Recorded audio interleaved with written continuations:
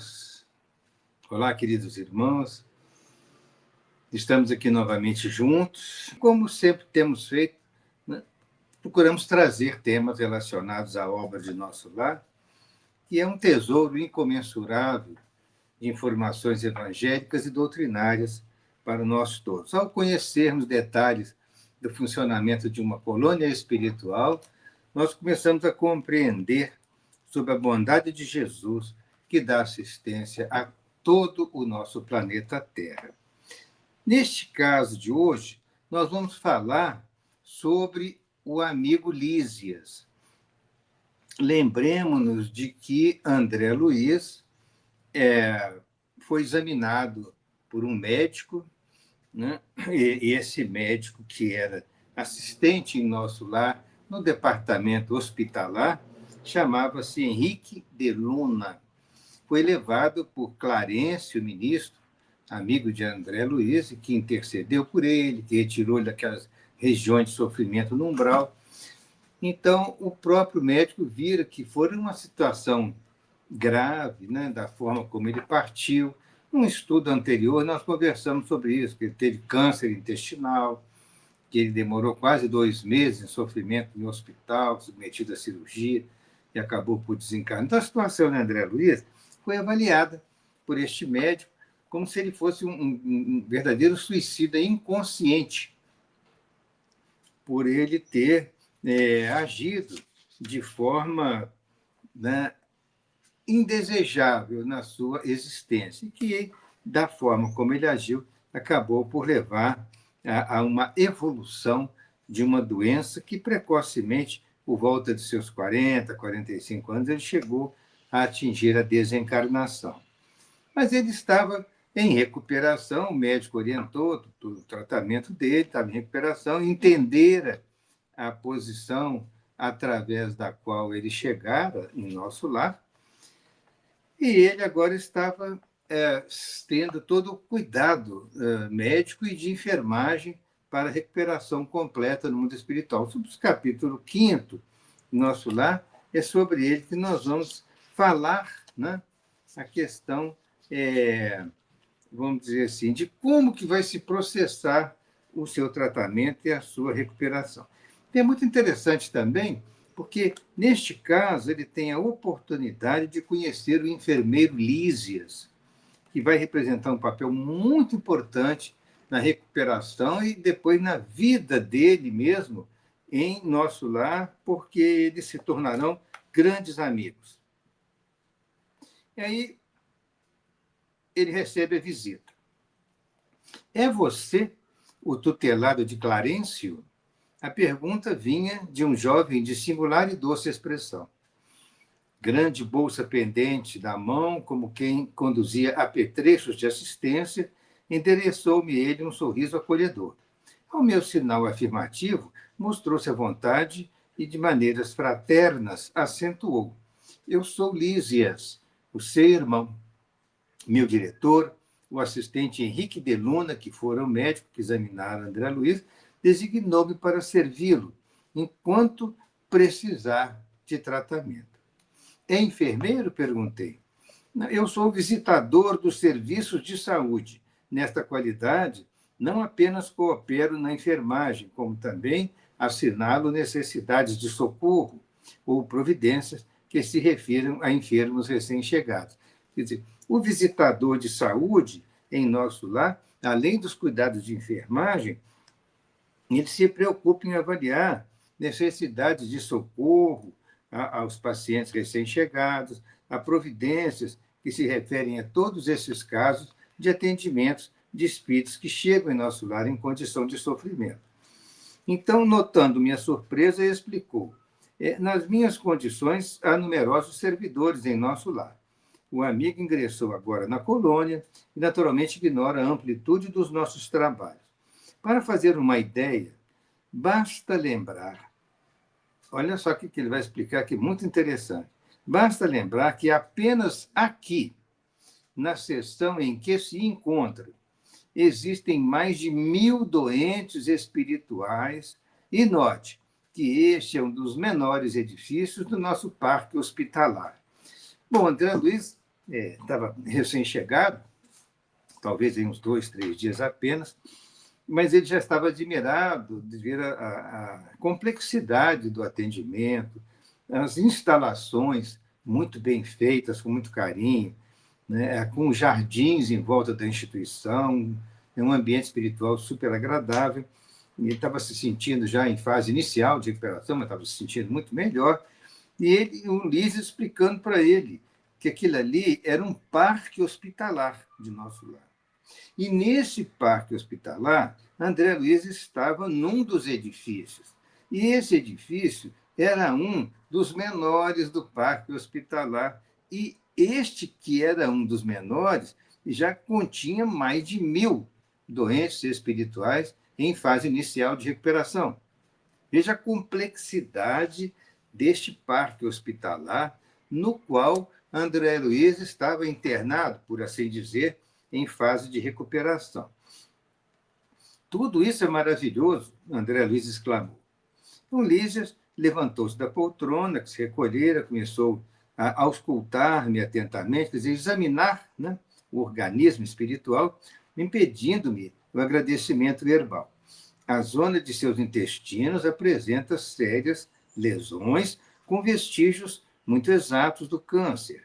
A região do fígado revela dilacerações, a dos rins demonstra característicos de esgotamento prematuro. Sorrindo bondoso, acrescentou: sabe o irmão o que significa isso? Ao que André Luiz disse: o médico esclareceu ontem, explicando que devo esses distúrbios a mim mesmo. Reconhecendo o acanhamento da confissão reticenciosa, apressou-se a consolar. Na turma de 80 enfermos a que devo assistência diária, 57 se encontram nas suas condições. E talvez ignore que existem por aqui os mutilados. Olha só que coisa interessante. Só abrir um pequeno parágrafo aqui para a gente comentar. Primeiro que é importante nós sabermos que o corpo espiritual ele conserva a estrutura, né, anatômica, na semelhança do nosso corpo físico, né? Porque o nosso corpo físico é um reflexo do nosso corpo espiritual. E esse corpo espiritual, é claro, que numa outra dimensão vibratória, constituído de uma matéria especial, que ainda a nossa percepção de encarnado não é possível visualizar, a não ser em casos, né, de médiuns videntes, em certas situações, mas o fato é que a nossa ciência também não tem recursos ainda para identificar, visualizar e estudar com detalhes a matéria do mundo espiritual. Porém, nós temos, quando desencarnamos, que o nosso perispírito se recompõe no fenômeno da desencarnação, nós temos os nossos mesmos aparelhos e sistemas orgânicos constituindo a estrutura anátomo-funcional do perispírito. Então, nós temos os órgãos, nós temos toda a estrutura que conhecemos do nosso corpo físico. Por isso que o enfermeiro Lígia, ao examiná-lo, falou dos intestinos, falou do fígado, falou dos rins, ou seja, analisando os órgãos do corpo espiritual. E agora ele está dizendo que ele tem o trabalho, olha só, ele tem o trabalho de assistir 80 pacientes todos os dias. E como visitador, ele visita esses 80 pacientes, vê a condição evolutiva deles em fase de recuperação clínica, no atendimento hospitalar. E ele disse que 57 desses 80 se encontram em condições semelhantes ao do André Luiz, né? Então ele fala assim, mas você até que está numa situação melhor, porque há pessoas aqui que chegam, espíritos que chegam verdadeiramente mutilados. O que significa isso? Já pensou? Sabe que o homem imprevidente, agora Liz explicando para André Luiz o que é essa situação dos mutilados que chegam lá. Sabe que o homem imprevidente que gastou os olhos no mal, aqui comparece de órbitas vazias, quer dizer, sem os olhos? Que o malfeitor interessado em utilizar o dom da locomoção fácil nos atos criminosos experimenta a desolação da paralisia, quando não é recolhida, absolutamente sem pernas. E os pobres obsidiados nas aberrações sexuais costumam chegar em extrema loucura. Estou falando para o André Luiz que há casos muito graves na fase inicial que eles chegam, faltando, às vezes, determinados órgãos, porque utilizaram muito mal daqueles órgãos durante a sua existência e lesaram o corpo espiritual de uma tal forma que, quando esse corpo se recompõe após o fenômeno da desencarnação, ele se mostra mutilado, com a falta de determinado órgão que teria sido muito mal utilizado durante o período da vida física. Claro que, com o passar do tempo, com os tratamentos necessários, o perispírito pode verdadeiramente se recompor no mundo espiritual e o indivíduo conquistar o direito, né, à normalidade física no plano espiritual. Mas também, por outro lado, muitos casos podem persistir com deformidades que somente uma nova reencarnação, um planejamento reencarnatório adequado, na nova existência, poderá, então, fazer uma recomposição dessas estruturas que foram lesadas pelas ações morais daquele indivíduo. São casos muito variados, claro que cada um tem que ser estudado, e os mentores espirituais saberão direcionar da melhor forma aquela criatura na sua recuperação. Pois bem, mas é possível apresentar-se mutilado.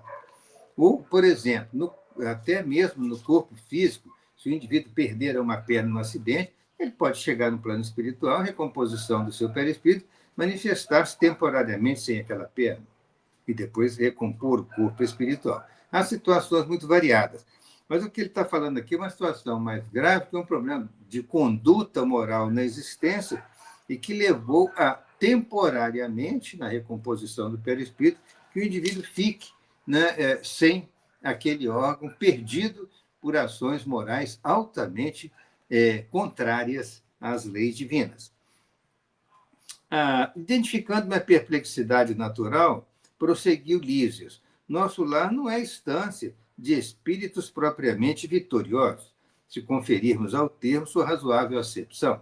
Somos felizes porque temos trabalho. Olha que frase chave, né? Somos felizes porque temos trabalho. E a alegria habita cada recanto da colônia, porque o Senhor não nos retirou o pão abençoado do serviço. Então, nós sabemos que nosso lar é uma colônia de transição. Ela faz a transição entre áreas de sofrimento e planos mais elevados.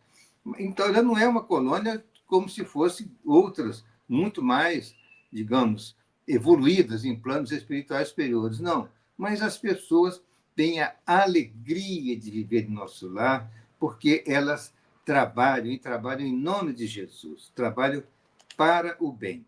E, à exceção daqueles doentes que estão em recuperação, todos os demais habitantes do nosso lar têm os seus trabalhos a realizarem, têm as suas tarefas e o fazem com verdadeira alegria cristã. É o pão abençoado do serviço ao qual aqui Lísias se refere. Lísias explicou: recordemos o antigo ensinamento que se refere a muitos os chamados e poucos os escolhidos na terra. Vagueando o olhar no horizonte longínquo, como a fixar experiências em si mesmo, no painel das suas recordações mais íntimas, acentuou: as religiões no planeta convocam as criaturas ao banquete celestial. Em sã consciência, ninguém que se tenha aproximado um dia da noção de Deus pode alegar ignorância nesse particular. Incontável é o número dos chamados, meu amigo. Mas onde os que atendem ao chamado? Com raras exceções, a massa humana prefere aceder a outro gênero de convites. Gasta-se a possibilidade nos desvios do bem, agrava-se o capricho de cada um, elimina-se o corpo físico a golpes de irreflexão. Resultado: milhares de criaturas retiram-se diariamente da esfera da carne em doloroso estado de incompreensão. Multidões sem conta erram em todas as direções dos círculos imediatos à crosta planetária, principalmente as regiões umbralinas, né? Constituídas de loucos, doentes e ignorantes. Quer dizer, muitos dos nossos irmãos em humanidade são chamados, mas poucos se dedicam ao trabalho regenerador nas suas existências, donde o sofrimento muito grande que existe ainda nas proximidades, na atmosfera espiritual do nosso planeta. E ele vai dizer, continuar dizendo para o André Luiz, como que as pessoas poderiam evoluir melhor nessa situação. Acreditaria, porventura, que a morte do corpo nos conduziria a planos milagrosos? Somos compelidos a um trabalho áspero, a serviços pesados, e não basta isso. Se temos débitos no planeta, por mais alto que possamos ascender, né, evoluir, é imprescindível voltar para retificar, lavando o rosto no suor do mundo, através do trabalho, da dedicação e da convivência fraternal entre as criaturas, desatando algemas de ódio e substituindo-as por laços sagrados do amor. Não seria justo impor a outrem a tarefa de retirar a erva daninha do campo que semeamos de espinhos com as nossas próprias mãos. Então, cabe a nós próprios, ao retornarmos à Terra em reencarnações regeneradoras, nós vamos nos libertar das algemas do ódio do passado e vamos substituir essas algemas pelos laços sagrados do amor e da fraternidade. Abanando a cabeça, acrescentava: caso dos muitos chamados, meu caro, o Senhor não esquece homem algum.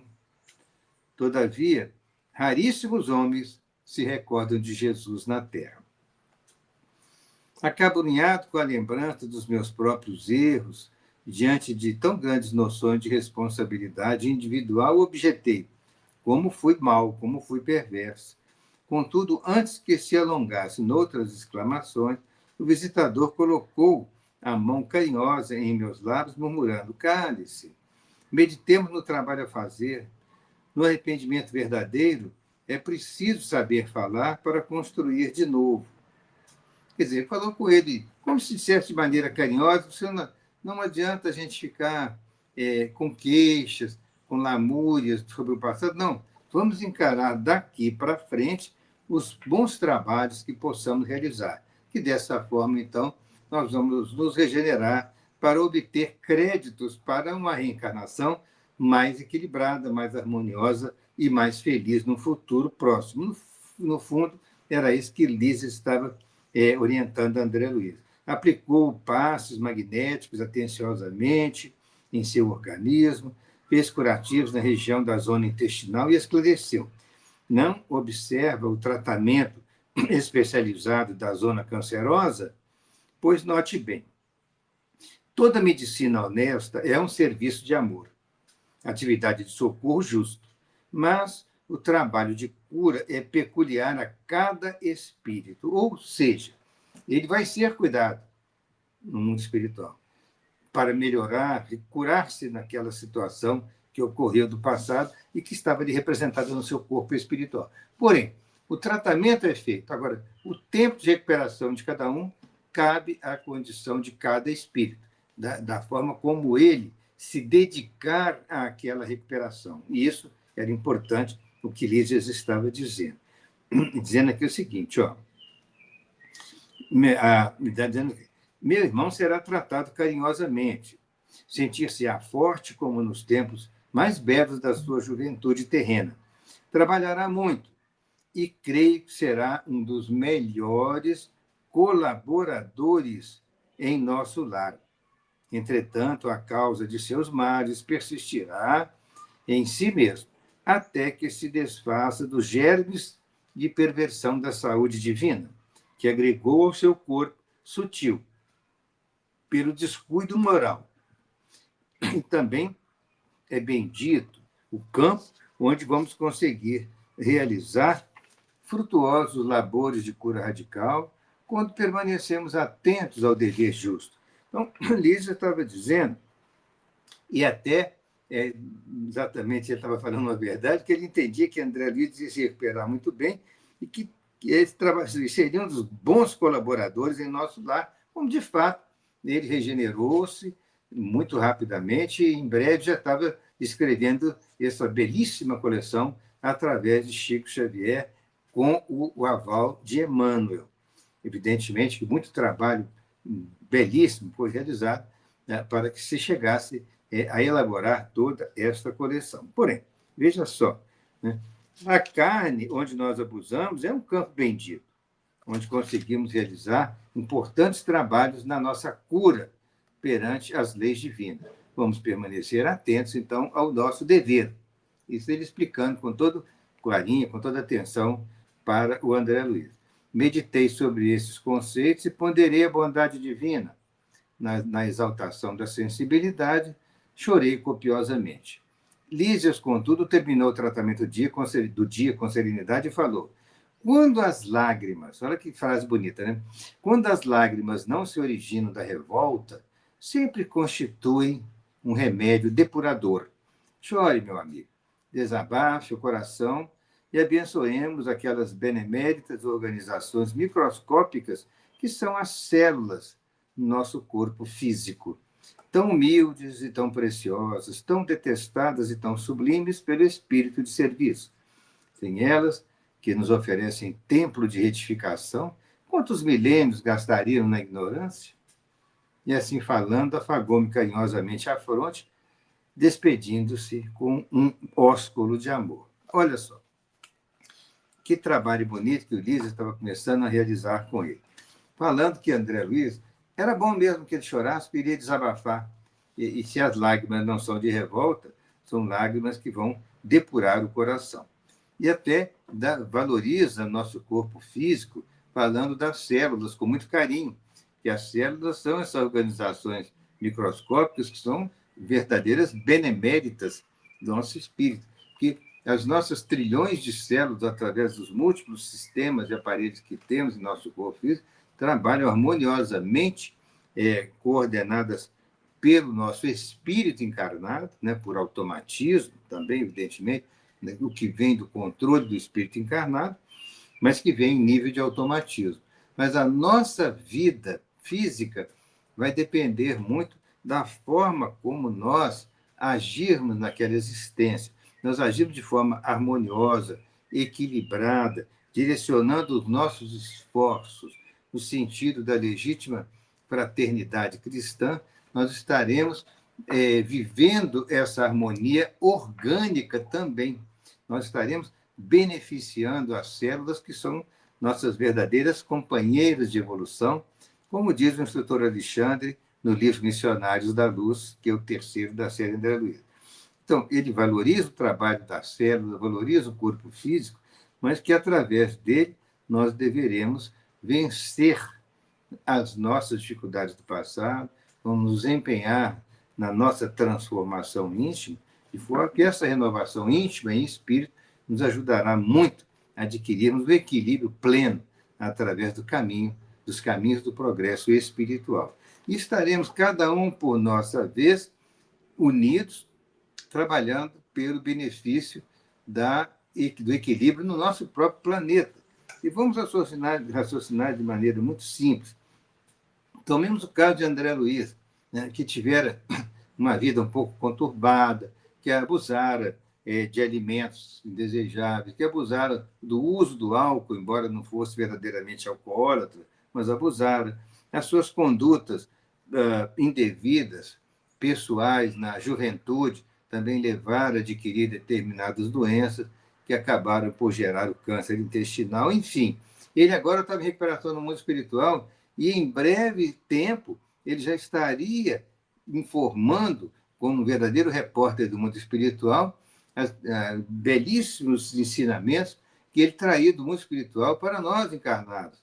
Então, um grande trabalho que ele prestou através da publicação de toda essa coleção maravilhosa de André Luiz, e, por outro lado, quanto trabalho de valor também ele aprendeu a realizar na coluna Nosso Lar. Certamente, e numa encarnação futura, ele será um espírito muito equilibrado e que vai ajudar, pelo seu trabalho numa nova encarnação, certamente ele vai ajudar ao próprio progresso do nosso planeta com a sua contribuição. Cada um de nós dá a nossa contribuição. E é exatamente pela transformação de cada um de nós na reforma íntima, na direção do equilíbrio, da harmonia, da fraternidade e do bem, cada um de nós caminhando nessa direção, nós vamos influenciar os nossos familiares, as nossas comunidades e, enfim, toda a humanidade. Então, a reforma da humanidade, ela começa no coração de cada um.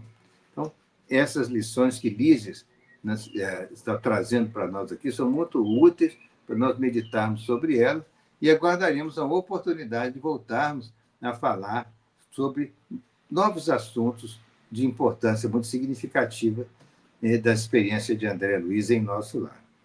Muito obrigado, queridos irmãos. Desejamos que a paz de Jesus permaneça em nossos corações.